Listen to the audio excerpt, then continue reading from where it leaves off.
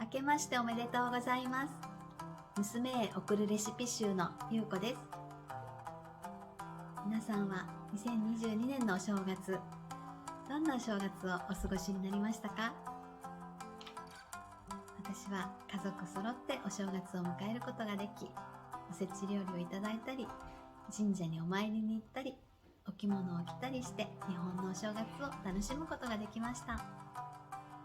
2022年、皆様にとって素晴らしい一年になるように、私たちも動画を配信していきますので、どうぞ一緒に楽しんでください。今年もよろしくお願いいたします。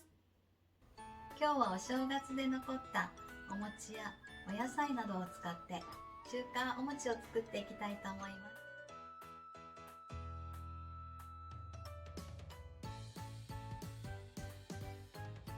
大フライパンにお肉とかお野菜、お餅をいろいろ入れていきます。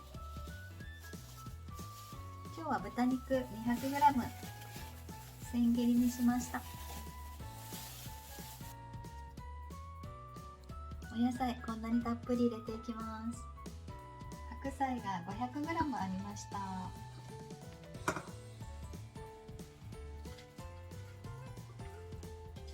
お野菜は何でもいいです。量もお好きな量だけ全部入れてください。こちらの人参、お正月用のちょっと色が濃い人参です。そして鬼しめの残りのたけのこを入れていきます。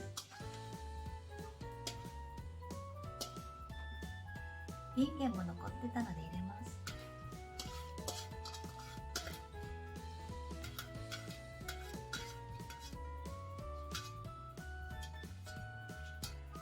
お雑煮で使った寿の字が書いてあると、これもとっても可愛いです。これも入れていきましょう。そしてお餅、これも入れます。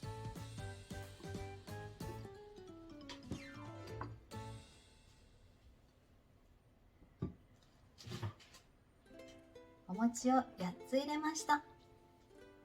もりもりです。調味料、お酒が大さじ1、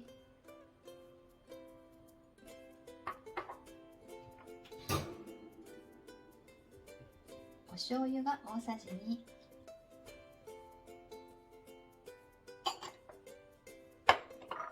そして最後にごま油大さじ1入れます。こんな感じでもりもり入りました。蓋をして中火でスタートです。蒸気が出てくるまで待ってみましょう。蒸気が出てきたので火力を弱めます。弱火にしてお餅が柔らかくなるぐらいなので、5分ぐらい煮ていこうと思います。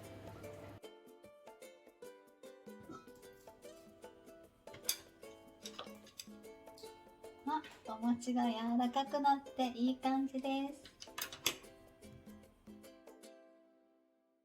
す。よく混ぜてお皿に移して出来上がりです。三つ葉をのせていきます。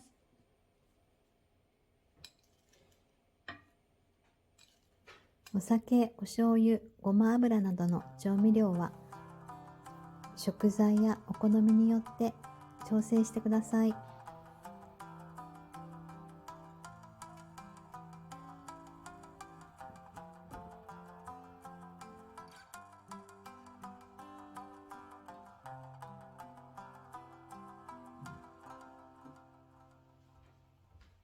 れでは試食をしてみたいと思います。いただきます。